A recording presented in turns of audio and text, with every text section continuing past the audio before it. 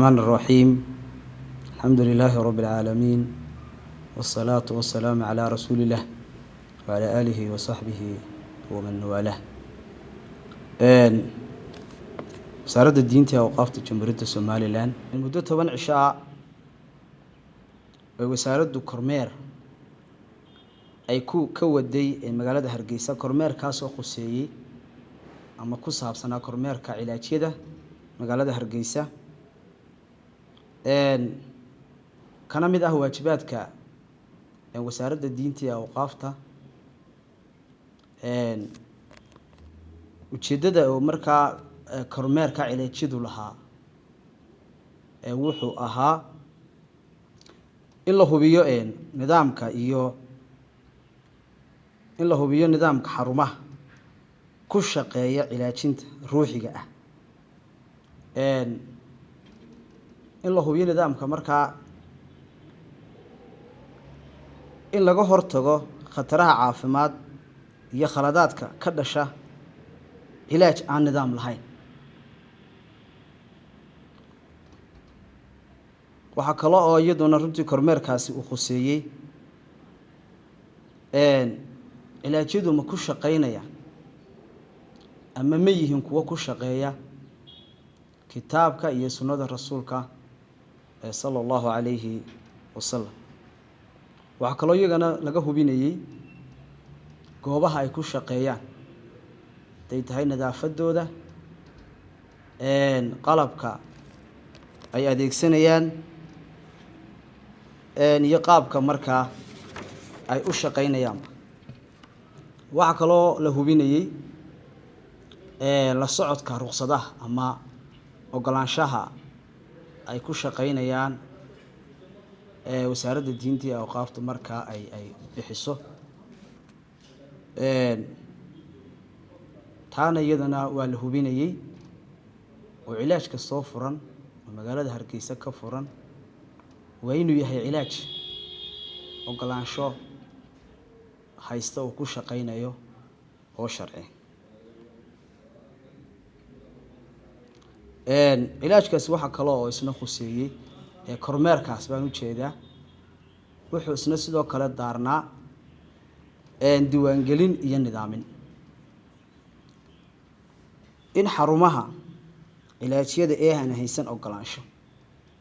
iyagana la diiwaangeliyo oo la nidaamiyo si ay markaa ugu shaqeeyaan sifo sharciya. diiwaangelintoodu shuruudo insha Allah yeelanaysa waxa kamid ah in mas'uulka ama sheekha cilaaj haysta inuu yahay qof muwaadin ah oo haysta dhalashada Jamhuuriyadda Soomaaliland. haddii markaa uu yahay qof ajaanib ah isna waa inuu haystaa damaanad ku filan oo markaa shaqada uu qabanayana lagu daminaanayo. qofka ama mas'uulka cilaaj haysta waxa looga baahan yahay inuu aqoon u leeyahay mas'uuliyadan iyo shaqadan uu hayo una haysta shahaado khusaysa marka aqoontiisa. mas'uulka cilaajka furanaya waxa looga baahan yahay da'diisu inay 30 jir aanay ka yareyn. waa shuruudihii markaa diiwaangelinta cidii markaa cilaajkii aan diiwaan gashanayn.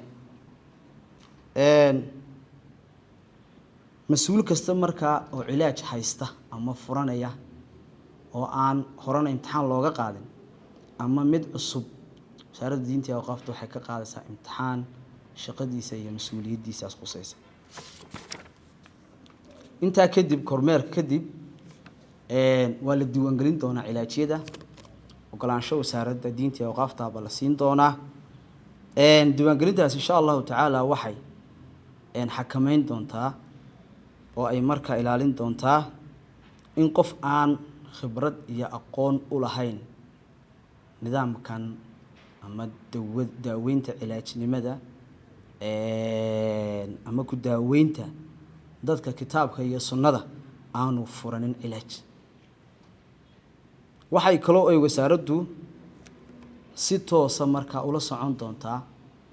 mas-uul kasta ama sheekh kasta oo cilaaj haysta shaqada iyo adeegyada uu qabanayo oo maadaama diiwaan gashan yahay waxaa lagu samayn doonaa kormeer joogto ah xiriir joogto ah wada shaqayn joogto ah baa dhici doonta taasi markaa waxay keenaysaa in cilaaj walba lala socdo shaqadiisa iyo mas-uuliyaddii hawsha uu hayo waxaa kaloo iyagana lagu kala saari doonaa marka la diiwaan gelinayo cilaajka ku shaqaynaya nidaamka waafaqsan sharciga islaamka iyo cilaaj kasta oo ku shaqaynaya wax ka soo horjeeda shareecada islaamka ugu dambeyntii waxaa la faraya dhammaan cid kasta oo ku shaqaysta cilaajnimada kitaabka iyo sunnada in muddo 10 cisho ah gudahooda ay isku diiwaan geliyaan oo ay wasaaradda diinta iyo awqaafta markaa yimaadaan in cilaaj kasta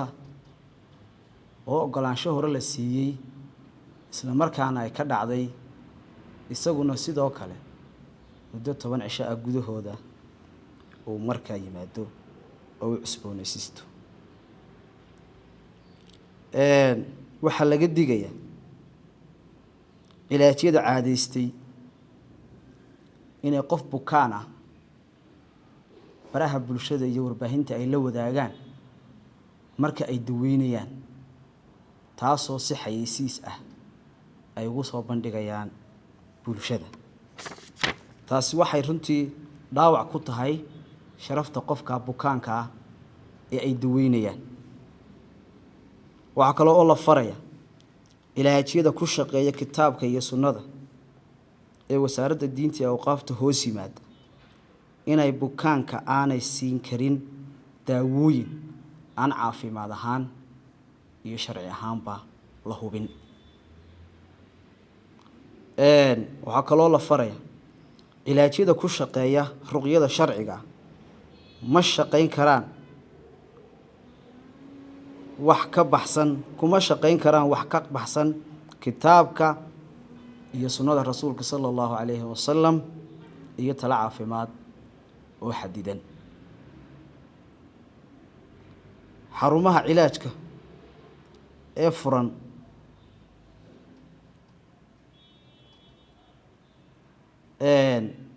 ugu dambeyntii xarunta cilaaj ee furan ee aan lahayn ogolaansho wasaaradda diinta iyo awqaafta jamhuuriyadda Soomaaliland maanta wixii ka dambeeya insha Allah taala ee aan isdiiwaan gelin waxa laga qaadi doonaa talaabo sharci ah taasoo ku mutaysan doonaan in goobaha laga xidho inta ay sharci helayaan ogolaansho wasaaraddu ay siinayso wabillahi tawfiiq. Assalamu alaykum wa rahmatullah.